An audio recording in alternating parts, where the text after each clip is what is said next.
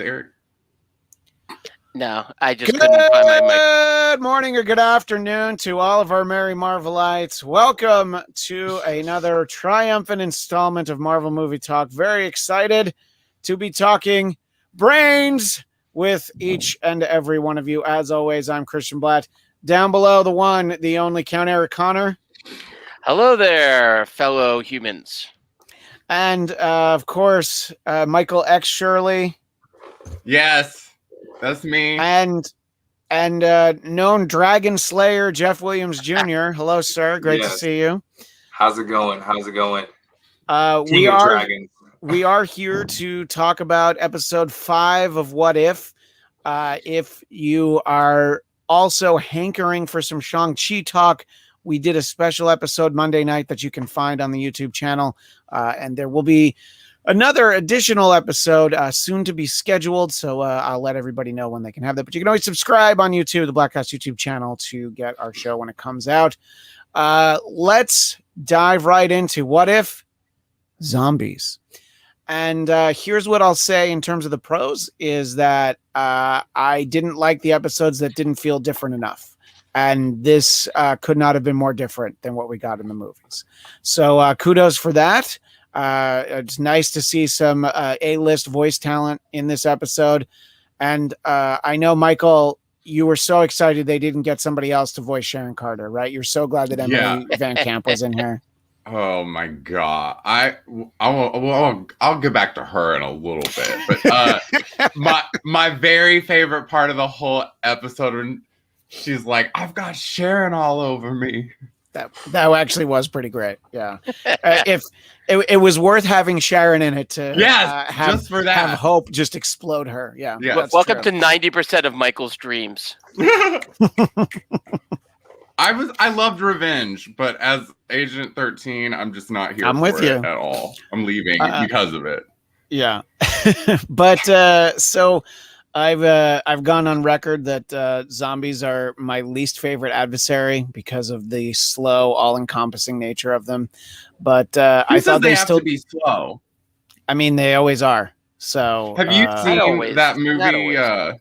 In that movie, later. World War Z. They're fast. Yeah. Or zombies come in 2 speeds: fast, slow, no middle. You need to see the That's just like turtles. I saw this one video the other day. These turtles were running around so quick. I was like, who lied to me my whole life? But, that's just a tangent. That's all. You sure it wasn't just like the cartoon featuring the ninjas? No, I mean, no, these were some real big turtles, and they were like sprinting in a circle and stuff. I'm like, yeah, I wouldn't mess with those turtles. I don't know. Donatello does move faster than Michelangelo, so I think there is something to this. Yeah. But I thought that look, it's fun when you're able to go like, yeah, what if we take this stuff that and then we mix some zombies into it. So it was fun. I'm sure that there'll be a couple of things that I didn't need in there, but in general, I enjoyed it. Jeff, I saw you tweet last night that this was your favorite of the 5, so I really want you to dive in as to what you liked about this one so much. And I stand by that because for me, it was one of the most different episodes from what we've seen in the MCU. And then 2, it reminded me of The Boys. I tweeted that as well. And the amount of gore and the amount of action. And there's a couple times where I was like, whoa. And I was like, I would never say that in an MCU film. And I say, whoa, because I'm like, all right, like, there's not blood, but there was still like someone exploding. There was someone being cut in half. Like there was people being cut. Our hero, the head being exploded. It was great. It was really cool. I'm like, because the first one I was like, they really killed off. I forgot who died first, but like it was someone important. And I'm like, they really killed him off like early, and then one after another, like the whole Avengers squad just got killed off. So I was like, this is really cool because it's different, and the zombies was fun. And then seeing Spider-Man kind of just took it over for me. Yeah, I think that there's a lot of fun stuff in here, and it was definitely a more adult, sort of treatment. I liked, Bruce excited that the Avengers showed up, and I was like, oh, I think it's a bit much, isn't it, guys? So there's when you're eating human flesh, there's always room for comedy. Isn't that what you always say, Michael? I'm a vegetarian, Christian. Yeah, but in terms of the Is world of not meat. fiction, But in Yeah. terms of this, It's like having the yeah, skin of a that's what fish. that's what I always say. yeah, I mean, I don't know how many times I just you have said that to you, yeah. So many. you will text that in the middle of the night sometimes about Usually with a visual to match. Yes. What stood out for you in this episode, Michael? Besides getting to see Emily Van Camp explode from within Yeah. by Evangeline Right. Lilly. Well, I'm kind of with Jeff on like the whoa factor. Like when they killed Iron Man and Strange, I was like, okay, this is really happening. And when they cut Steve in half, I was just like, oh, that happened too. Like it was, this is my favorite episode. I will say I like this episode. I might even really like this episode. Like just just like A happy straight Michael, ladies and gentlemen. A happy Michael. straight up saying it. Like I really, really liked this episode. It reminded me of a What If comic, and I'm not into the Marvel zombies, but I appreciate that they took from that, and I love zombies. It just has never quite fit into me in the Marvel universe, kind of like vampires. Like it's almost kind of hard for me to get behind the magic between like Thor and Wanda and all that. But I really like. You make an exception for Vampire Jubilee, don't you? Oh yes, I make an exception for her. I really. Oh okay. But I love the way it all started. How like old Hank Pym like pops out and just bites Steve like with this little bitty bite, and it just turns into all this. That was really fun to me. I was wondering how they were gonna deal with giant zombie Evangeline Lilly. And I was hoping they weren't just going to forget about the fact that when she died, she was going to be really big. So that was, nice. It was so great. A picture of a Scarlet. There are a lot of, Scarlet Witch. Yeah, there's a lot of great zombie covers that I've seen. I kind of don't want to read any of the zombie issues, but I mean, there's some phenomenal artwork out there for some of these zombie stories that they've been telling. Craig put, I needed more Hulk versus Wanda, and I totally agree. That was such a great fight. That was actually fantastic. I was glad that they found a way for us to get that, and that's I thought it was interesting that Bruce was dealing with the limitations that he had in Infinity War, where he couldn't get the Hulk to come out. Which, by the way, I feel as though was never explained. He needs that medicine they advertise, Hims. Yeah, that'll get him right back. But four hymns, at least that's what I think it's called. But yeah, and I thought that card receipt. Yeah, I thought that starting from the beginning of Infinity War, I thought was a great moment for this, and then this idea of the tiny Hank Pym, and look. Zombie Michelle Pfeiffer. Never knew I was going to get it, and we get it pretty early in the episode. Eric, overall thoughts on episode 5 of What If? I was stunned at how much I like this. And start with that title. Okay, so as you know, I've been trying to sort of shelter myself from many things in life, but specifically from What If spoilers. What if zombies? I'm like, really? That's the title? That's the best. Imagine they all came up like all nighter, the writing room. And then, well, what if zombies? And they're like 5 a.m. They're out of Mendocino Farms, and they're like, fine, done. And so but then all of a sudden they did this thing I brought up last week, which is, well, why not like just kill random ones? Because you can. And lo and behold, within 5 seconds, that's exactly what they did. I thought this was amazing. They listened to you. Actually. They did. It's taken a couple of years, but finally they're hearing. I feel heard. This was, I thought, so much fun, and really like did kind of funky things with the zombie element, mixing zombie with superpowers. I've never been that interested in reading those comics as much as I've always loved those covers. But I'll tell you, like, they found the perfect balance. I don't know how they did it. And the zombies even had a bit of personality. Like when Zombie Happy came out and went like poo poo, but in zombie form, like I thought that was great. I loved where they went with this. I thought they had so much fun, and yet at the same time, it wasn't goofy because there was so much death in this one. And having, I think sometimes we take for granted the fact that Marvel has basically put together the greatest cast in the history of cinema. If you just look at just kind of going by numbers, number of Oscar contenders, number of Oscar winners. I mean, there's one shot in Avengers Endgame that I think it's like 10 different Oscar winners or something like that. It was like this crazy number. And we take it for granted because we've had them for a while and they're so good. But hearing all those voices, and I do like that they killed off all the actors or all the characters that the A-list actors didn't want to voice. Well, so they turned them into chum real quick. Yeah, except for Spider-Man. And I want to give Tom Holland. No, I want to give credit to Hudson Thames. Holy shit! I didn't know. That was a remarkable sound-alike actor. I was like, I didn't see Tom Holland's name in the opening credits. I must have missed it, and then I checked. He was not Tom Holland. And if they have him voice all animated Spider-Man from here on in, that's perfect for me. Because I really thought it was him, and I wonder if he's also British doing a fake American accent, if that's why he was able to sound so much like him.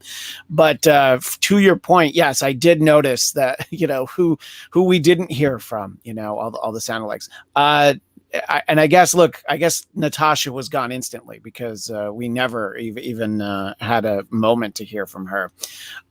There's some specific comments that I thought you had some surprisingly emotional moments in here, and I thought it was nice. Bucky finding T'Challa was great. I especially liked Vision saying, "I can't leave her." I think that is very much in character for him. I found it really hard to believe that he would have cut off T'Challa's leg to feed to Wanda. That was probably the hardest thing in the episode for me to get behind. Yes, I think that if he was willing to cut off his leg, why wouldn't he be willing to just feed all of T'Challa to her? Or like someone that he didn't know that was outside. Like, what, can zombies not eat other zombies, I guess? The meat is spoiled. Yeah, it's like when you leave yogurt out on the counter overnight. He needed to get a big old Evangeline Lilly, and Wanda could have ate forever. Yeah, that's really all he needed. Wanda's a big Burger King fan. The Vision is actually my major. Yeah, Maynard G. Krebs. It's a really hip reference for all the kids out there. Work! But the major criticism that I have is Vision changes his mind almost instantly. Yeah, you're right. I've done a horrible thing. All right, I'll help you leave. And I was like, all right, there was another way to get them all out of there. And I think that, look, it's a what if. You don't have to really take it too seriously. But I was just like, they couldn't come up with a better way that they can all get out of there. And then Vision's like, well, no, I'm going to pull out the Mind Stone and, punish myself because only now do I feel bad for it. I don't know. What were things that stood out for each of you aside from, Emily Van Camp's inclusion? I'll start with you, Eric. In terms of problems with the storytelling, was there anything where you're like, yeah, right? Well, first of all, I want to start calling it, since Michael doesn't also like vampires, Emily Vamp Camp. I love it. Pitch to you. I like vampires. I just find it odd in Marvel. You gotta go everywhere, I guess. As far as odd, I mean, the Vision suddenly turning into like hostile to the movie. I don't know if that's quite him, but he also too. I don't know. You gotta remember, like, this guy's like part machine. He's in love. I mean, his circuitry must be all sorts of fried. So I'll buy into this idea that Vision is going in waters he never imagined he'd go into, and so I sort of would give it a pass on that. I thought they did the horror film thing, by the way, which was characters die and they just don't have time to mourn. so they kind of keep moving on. One thing that jumped out, actually, I apologize, it's not negative, but a lot of those lines that T'Challa had about death, it kind of hit me. I think like you're going to see the memes come out of this because it was so on point, and just once again a reminder of who we lost. Yeah, just this idea that death doesn't stay. That somebody isn't really gone when they die. Yeah, I thought that was very poignant, and to hear that from him. Yeah, and I wasn't sure if we were going to hear him again after episode 2. So I was really shocked we did. Yeah, I agree. Do you think that was stock audio from him from Black Panther, like that line, the last one? Because to Connor's point, or Eric, I said Connor. You can call me whatever you want. To Eric's point, but to be fair, if you call him Connor, you have to understand he's going to do his Conor McGregor impression, so you have to be ready for it. That's the only trade-off to calling him Connor. Yeah, F and I will battle. And I apologize to effing nobody. That's my Conor McGregor. But no, to Eric's point though, I got very lost.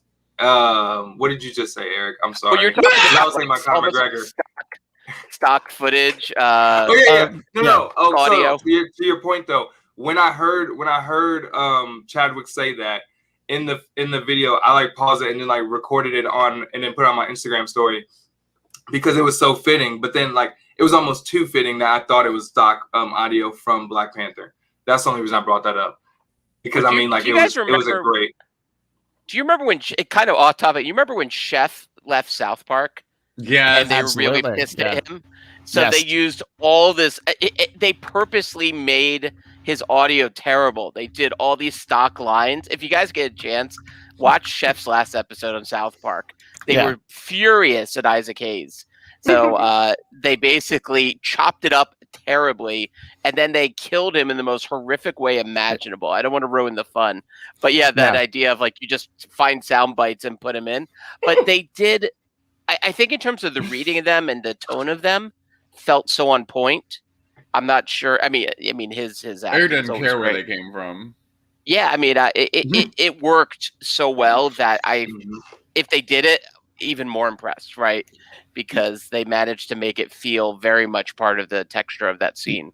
Yeah, what I will say is that his voice sounds noticeably different than it did in the movies. I mean, he kept working until very close to when he passed away, even though he was incredibly sick. So his voice sounds softer and it sounds weaker when you hear it. So I feel like it's for this, but if they did have some leftover audio, that's it's a stroke of storytelling that they were able to find a way to include it. Daniel Drew mentions that he feels like he definitely recorded for a few eps.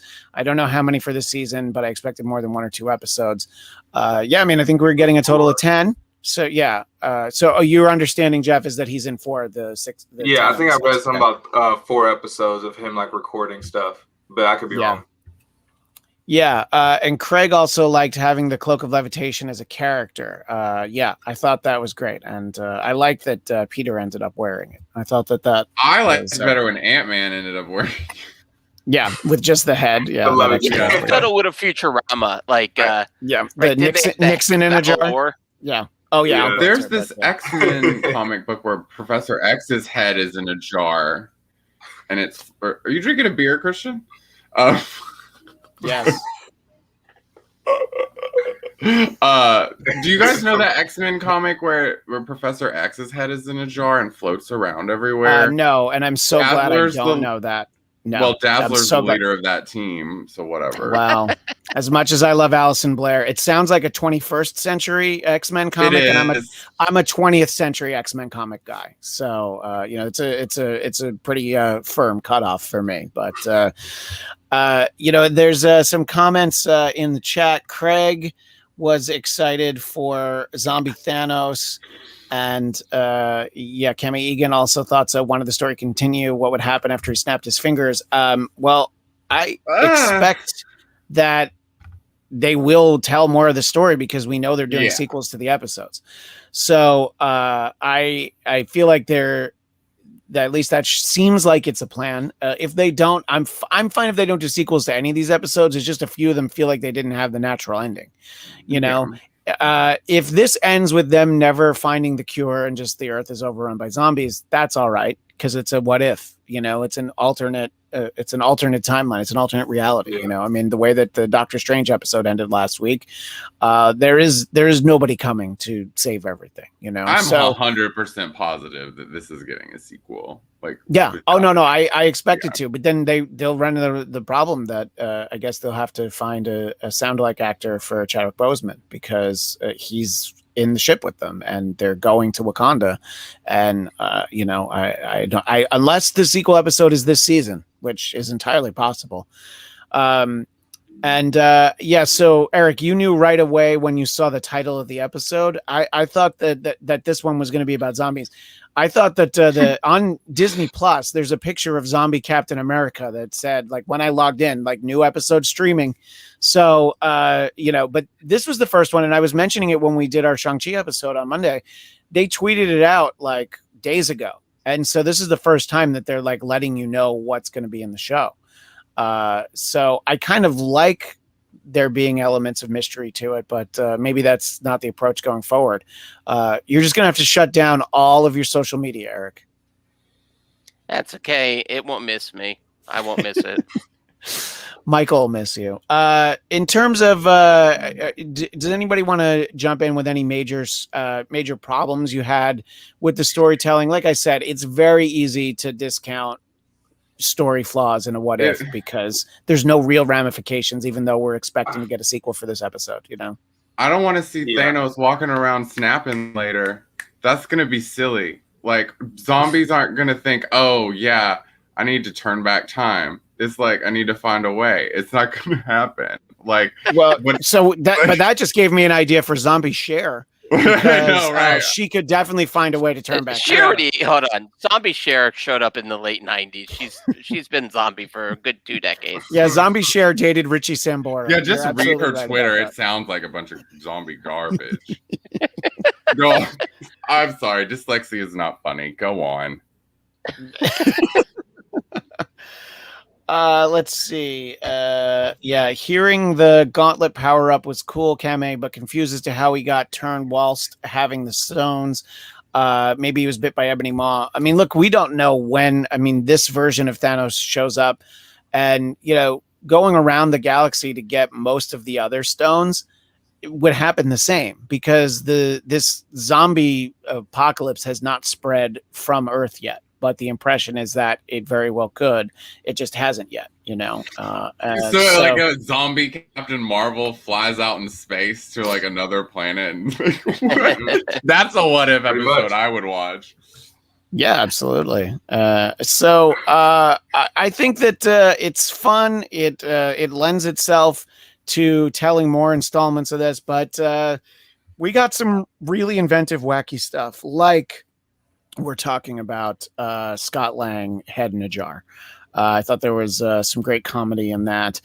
And, you know, I thought that, you know, anytime that Peter Parker is involved in either pulling or stopping a train, that's always some of my favorite sequences. So I thought that was great. Somebody was complaining at some point about the animation style for Happy. I don't know. I thought he looked like him. I think it was fine. I think Peter he definitely looks different than he has in any other animated version of Spider-Man. And he doesn't look quite like Tom Holland, but I don't know. I think that the unique style, I'm getting used to the animation style, you know, 5 episodes in at this point. So I don't know. There wasn't anything like that bothered me. I thought that Zombie Wanda looked cool and, you know, Zombie Steve, of course, you know, so. How did this rate on your scale, Christian? Let's see. Did you like it? Yeah, I did like it, even though because maybe there'll be like one sequel episode. I can't watch show. I can't, you know, apart from the Zombieland movies, I have trouble sitting through zombie stories. I've seen the original Night of the Living Dead, managed to stay awake. I've seen like an episode and a half of Walking Dead, and like from the middle of the series when allegedly it was still good. And I was just like, no, I'm out. I just can't. What? Yeah. Okay. You know, it's All like, right. oh, that's cool. He has a bat. Oh, that's awesome. He's so Forgive these scary. mortals; they know not of what they speak. Yeah, I mean, That's you know, lost it's on him. I guess you know, but You're yeah, not alone. tell me you're still watching Walking Dead. You know that I you know, am. well, good for Oh. you then. You're the one. You're the one keeping it afloat. You know, one thing they did that's actually very zombie, which I thought was kind of cool, because there's a lot of zombie films where they always talk about, oh, if we just make it to blank, we'll be fine. And then you, of course, cut to wherever they're going, the island. And of course, you see it's already been infested. And that's exactly what they pulled off here. If we just make it to Wakanda, we'll be safe. And then, of course, Thanos is already in and I watched that one part twice. Thanos is already inside the bubble. Yeah. I did So notice obviously that, yeah. Wakanda is just as effed as everywhere else. Yeah, so it makes for a very different story. But in answer to your question, I think this is my third favorite episode. The first is still the Doctor Strange. I still thought that one was great. The Star-Lord, T'Challa as Star-Lord story that I honestly didn't expect to like. That's number 2. And then this is number 3. Peggy Carter is number 4. And then I'm just going to say that episode 3 is already my 10th favorite in the series, sight unseen of the remaining 5 episodes. I feel very, unless they do a sequel this season, if they do a sequel to episode 3 this season, then that's going to be my least favorite because I don't want to go back. I just never, it's the opposite of Lost. I don't want to go back. I don't need to go back. But Eric, I know that you have a hard out, as we say in the business, before you have to bend the minds of future zombies out there. Is there any final thoughts here? Do you have a Jerry Springer final thought for us? Yeah, well, I you know, one thing that I thought was really amazing was how the wasps killed everyone by using locusts. I assume those were locusts. And how it just tore them to shreds. And I'm like, that was a really cool visual. That was unexpected. Like, you know, because that's something within the Ant-Man world we have not seen any hint of, is how destructive that many insects could be when working together. And I will admit, though, I was confused because that looked like when people turned to dust from the snap at first. That's what I thought it was.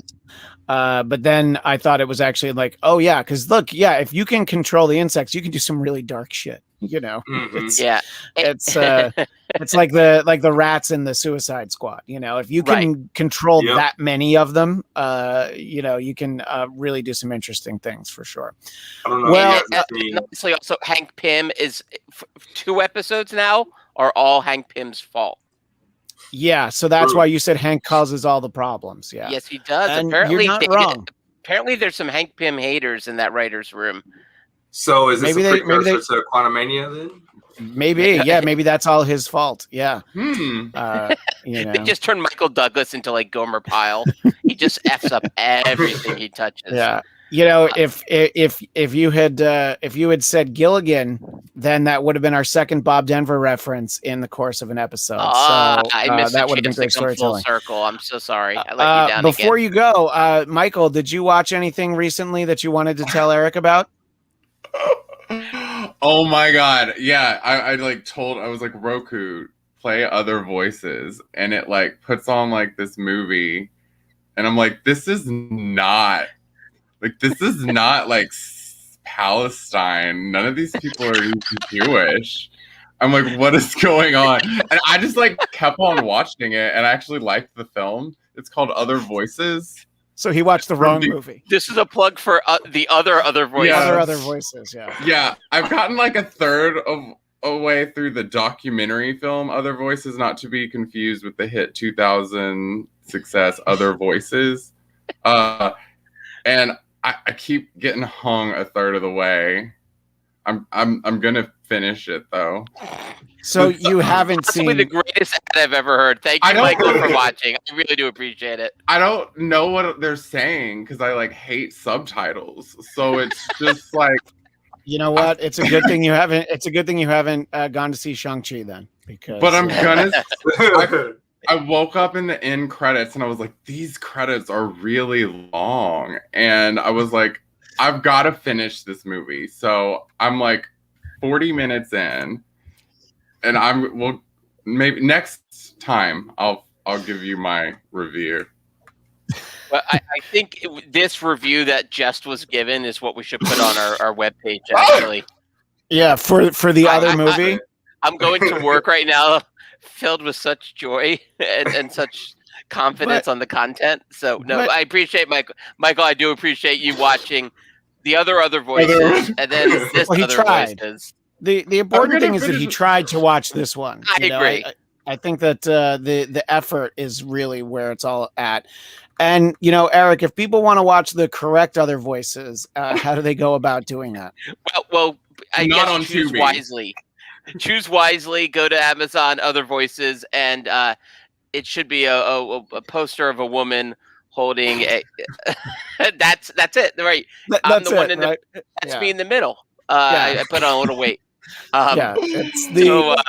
It's a documentary about the Doors album without Jim Morrison. The Doors' other voices. Because we all know Jim Morrison really held that band back. Yeah, I think they were finally They able all to wanted do to what they were be the lead singer. Yeah. Well, it's like the original Bohemian Rhapsody apparently had another half hour of post Freddie Mercury life. So, very ironic. I watched that for the first time last night. Oh, Bohemian Rhapsody. For the first time, which is sad. No. But I watched it last night. I had no idea Freddie Mercury was gay. Me neither. Well, from that movie, you wouldn't know. And also, I didn't know gay people were so just hugs. Yeah. Yeah, exactly. It was, but that it's hysterical though. But yeah, they thought there was going to be a movie post Freddie Mercury. Yeah, because that's what people want. They want to see a movie about Queen with Adam Lambert. That's what they thought that people want to see. First Paul Rogers, then Adam Lambert. And then the making of the Flash Gordon soundtrack was the only sequence I thought was missing. Honestly, if there was a sequence in the in that movie about making the Flash Gordon soundtrack, that might have saved it for me. But it would have won the Oscar. Yeah, But anyway, I know you have to go. So people will just have to settle for our other voices here for the rest of the show. All right. So now much room again. I know you can stretch out. And before we get back to talking about Marvel things, Jeff, did you enjoy Bohemian Rhapsody, the film? I did. I liked the music. I thought it was cool. The music's great. Yeah, I just was new to all this. I didn't know much about Queen at all, to be real. So I was I heard some of the music. I was like, let me watch a new movie tonight, and I watched that, and it was cool. It was it wasn't like amazing or anything. It just opened my eyes. It's grossly inaccurate and horrifically unfactual, but there's some fun stuff in there, and it's like I don't know why they needed to recreate the Live Aid concert and actually show multiple songs in the movie. But it's cool that they did it, I guess. I haven't seen it. What, does he die from old age? He doesn't die in the movie, actually. Okay. Does he? No, I can't remember I don't know where they take the story. I don't know how far through they go in there. But that's crazy that it was that inaccurate. Yeah, no, he didn't know that he had AIDS when they did Live Aid. He also they weren't broken up. They had just come off a tour and they did Live Aid. They had hadn't played together in a month. So a lot of bending stuff for storytelling. But the director of that film is somebody we don't talk about anymore. He also did some X-Men movies. He did a bad Superman movie, but we're not allowed to talk about him anymore. So he was. I've heard stories myself about that guy. What is the Kang's name? Kang's name? Oh, He Who Remains. Yeah. I have a story about He Who Remains too, but not personally. But I've heard not personally. Yeah, that guy's no bueno. So people are talking about zombies in comics, getting back to zombies and What If. And this is a great comment from Daniel. I think Ultron is still using Hank's corpse in the current comics, but I can't remember exactly. I'm glad that I came in there.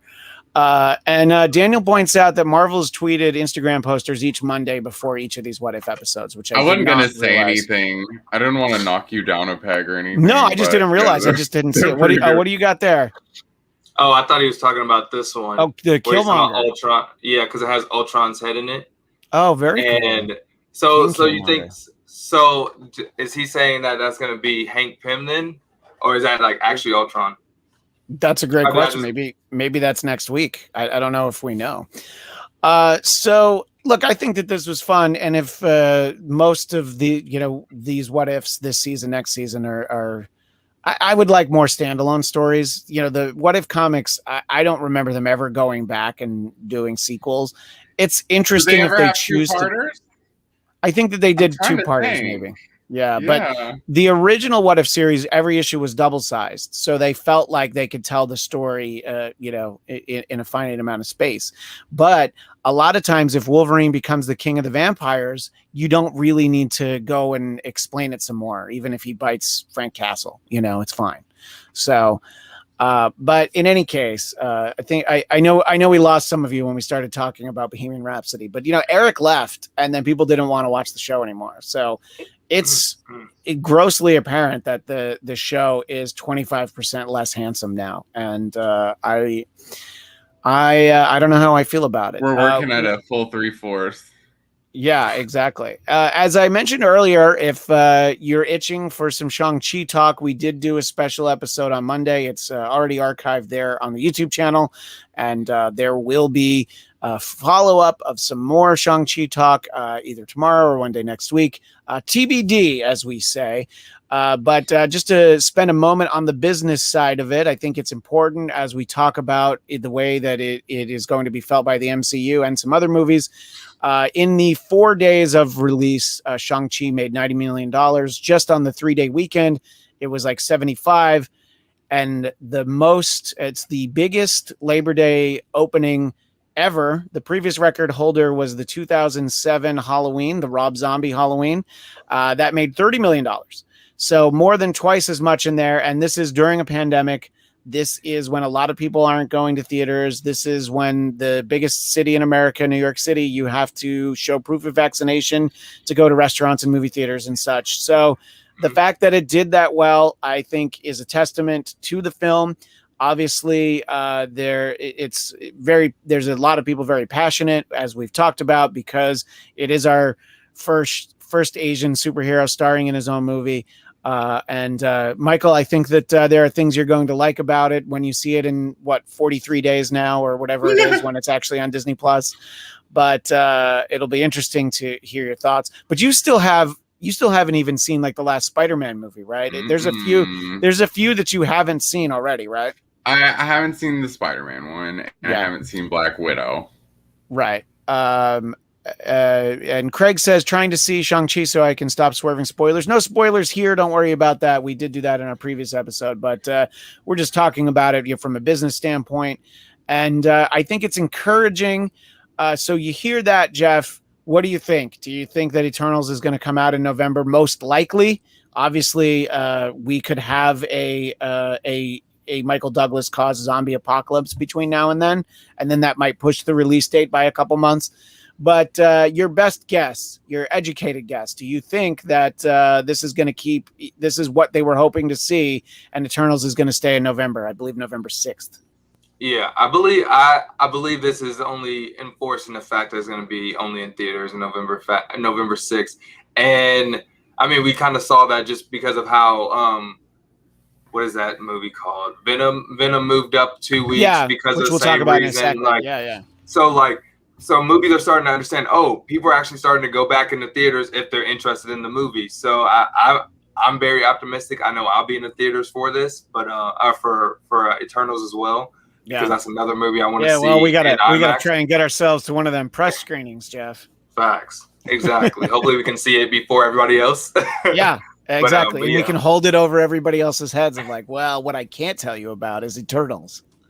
Christian knows Let it all not- about that. He can give you. Yeah, you that's hints Michael. on- That's Michael's favorite part of this show is when I've seen stuff before other people. But I feel used like to be that person, so I hate I know. it.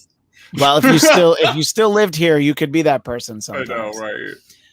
But Speaking of Shang-Chi, did you watch on Disney Plus All Hail the King before you saw the film? We talked about this last week. I did not watch it before I saw the film because of course wow. it wasn't there before Right. I saw the film. Oh, shush. Okay, go on.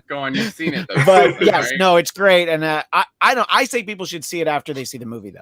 That's where I stand on that. I think that if you're going to see the movie and you haven't seen that yet, oh my god, I'm so glad. I can't believe Eric's missing this right now. I know, right? I'm a really good singer.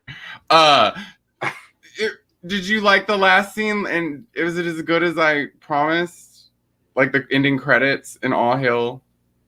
Yeah, I think so. I mean, I don't want to get into it because people haven't seen it. Yeah, Maybe, yeah. You know what?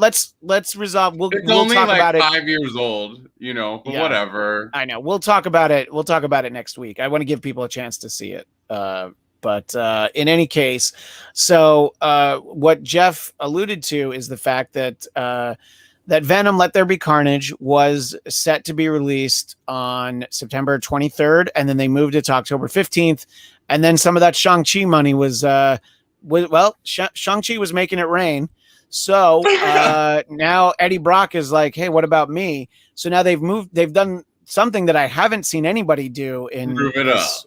They moved it back to October 1st, which tells me that was more of a strategy because they're like, okay, we're going to leave it, but I don't know what else opens that day. Does Halloween Kills? When does Halloween Kills come out? I think I would want to get Halloween. I think it's honestly because they want more IMAX slots because October 22nd is Dune, and that's going to take over every IMAX. Yeah, no, and Halloween Kills comes out October 15th. So but would that be an IMAX though? No, but just in terms of it being the new movie. Gotcha. So they want to get some IMAX screens. That's a great point because Dune is coming out. And I think Dune, somebody correct me if I'm wrong, I think that's going to be the first Warner Brothers movie that doesn't premiere on HBO Max. My understanding is that is going to be exclusively for theaters because I think that the director wasn't willing to play ball with them trying to cut him a deal. So they changed it then? Well, that's what I had heard, but you know what? Maybe they have since the last time I heard about that. Maybe they figured out a way to do it. But it's easy enough to look up. But I don't know how they're making money off these HBO Max releases. Well, they're not. Honestly. That's why they have to. That's why they had to pay Patty Jenkins and Gal Gadot and and James Gunn. Gadot. But yeah. So let's see. Will Dune be on HBO Max? That's the real question. Yes. So it will actually be on the ad-free version of HBO Max. So you will be able to watch it at home. But I'm going to say that I'm going to see that on the largest screen possible. Exactly. Yeah. But I want every sand particle hitting me in the face like that. No. Like there's no way I'm watching that at home. Let's go to a drive-in in Palm Springs and then leave the window. Just open the windows and it'll be perfect. That'd be the way to experience that. We're right in Dune for that one. But so look, I think it's encouraging for the movie business because this model where you're putting them out simultaneously is not sustainable and not everybody has their own streaming service. Sony is the one studio that really doesn't. They've struck some deals with like Amazon and other things, but they can't put Venom on their own streaming service, whereas you have Paramount Plus put Snake Eyes there very quickly after release. They did a simultaneous release with the Paw Patrol movie. And again, I know these aren't for our audience necessarily, although I bet a lot of you wanted to see Snake Eyes. But it's interesting as we try to watch these studios navigate some of these possibilities and how they're going to do it. And to me, Shang-Chi making a good amount of money is good news. Venom moving up is good news. I feel, though, we can be optimistic and confident that we are going to get Eternals, but also Spider-Man: No Way Home. There was all that excitement for the trailer a couple weeks ago, but Michael, you won't see any of these movies until you can watch them at home, right? I'm not gonna see Dune at all. Like, no, thank you. What about the one from 1984 with Sting? You want to watch that one? No. That's why I don't want to watch this one. I don't want to. But you love Kyle MacLachlan. Do I? I mean, like, he's Dougie, like, and he's Dale Cooper, but like Dale Cooper is why. What's that? Who's in it? Batista's in Dune. Oh, I do like Batista. Yeah, that's true. And here's something I never thought that Craig Robinson would say: Paw Patrol is the bomb. So hard to disagree with. Kim Kardashian just made that movie. The Paw Patrol movie. Yeah. In any case, I don't know. I'm encouraged by all of this. Let us know in the chat if it's got you excited at all. And I think that we're starting to get to the movies that people, there's enough movies coming out that people are like, oh, I really do want to see, whether it's Dune or Halloween or Venom, or maybe it's Spider-Man. There's the movies that people are going to feel like I'm going to have to roll the dice and go see this movie. What were you going to say, Michael? Being that Shang-Chi did so well, it makes me just knowing like how he hasn't really been a thing in the Marvel universe in a little while until recently. I'm under the assumption people will just watch anything Marvel puts out at this point. Agreed. No, I definitely think that's what it is. But the thing is you're going to get people that they trust Marvel, but if the word of mouth was bad on this movie, then I think that would have been disastrous. It makes me think the Eternals is going to work for some weird reason. Guardians of the Galaxy worked. I didn't think that was going to work. Yeah. Eternals has a star-studded cast. Like, they are going to draw in way more than just the Marvel fans. Like, every Game of Thrones fans is going to be up in there because they have two of the main characters. And Angelina Jolie draws people. So, I mean, it's going to draw people outside the Marvel universe, and then we'll see if it actually does well. And people love Dinesh from The Office. From Silicon Valley. But just back to the episode for a minute. Ghost 8386. This episode was missing Howard the Duck. He's off in space, though, so maybe in the sequel. If we get zombie Howard the Duck, and Ghost was excited to see zombie giant wasp. Well, let us know your thoughts on terms of, are there any of these movies that are going to be the one that gets you out in the audience, whether it's Shang-Chi or any of the ones that we're talking about? I feel like it's going to be pretty tough if it gets to be December and you still haven't been back to a movie theater. If Spider-Man comes out, that's going to be a tough one. My pal Al Gregg jumping in. How do you think Shang-Chi's success will affect this Scarlett Johansson lawsuit? It is going to help her immeasurably because there's no telling. It made $60 million on its opening weekend on Disney Plus. So who knows? Like in his first appearance ever as this character. Yeah, right. Exactly. So I think that there is a case to be made that they needed to find a little bit more money.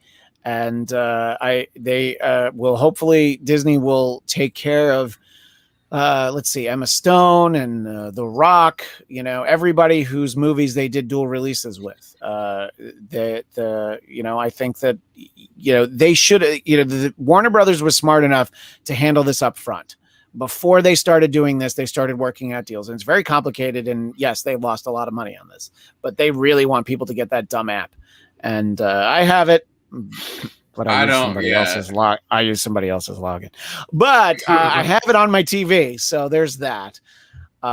Anyway, I thought that this was a fun episode, and I look forward to more What If. But what I really want is the reveal for, when we're getting Hawkeye, or if they're going to surprise us, sneak something else in there before we get to it. But as the show that we get right now, What If is fun. There's the episode I didn't like, but in general, it's mostly fun. It's a fun way to spend a half an hour. Listen, no, I can't. Hmm. No, I cannot. I stayed up very late that night. watching Have you 3 guys episodes. seen the documentary from Pulp to Pop that they've put on Disney Plus yet? I have not seen It is narrated by Emily Van Camp, and Oh, she is the host of the show. And as like a host, I was very put off by her. You'll see. It feels like she wanted to fuck me, and I just really was not.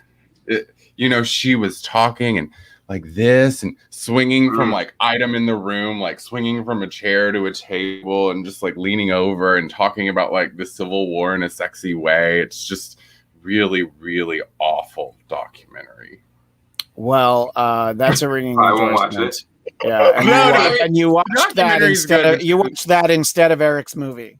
Yeah. No. It's a fun documentary. It only goes up to like I think the second Avengers movie, but she is such an awful host. She's on contract with ABC. I don't know why they're putting her in all this stuff. Because they're already paying her, I guess, and we got to put you to work. I figure they could put her in some more pilots. Yeah, well, maybe they will. In any case, that is our show for this week. We will be back next Wednesday at 11 a.m. Pacific, 2 p.m. Eastern, 1 p.m. Central, to talk about What If Episode 6. And keep your eyes peeled for another Shang-Chi standalone special episode. Before then, TBD, as we say. But in the meantime, Michael, where can people find you? You can find me on Instagram at I Hate Michael Shirley and on Twitter at Michael X Shirley. And Jeff, where do people find you? Yes, at Jeff Will Jr. on all social media platforms. And as always, I'm at Christian DMZ, and please subscribe to the Blackcast YouTube channel, BLADTCAST, so that you can always get this show and know when we're going live, and especially when we do our special episodes. Thank you so much to everybody that was in the chat. We appreciate your time. We look forward to seeing you all next week. And as the great Stan Lee would say, Excelsior!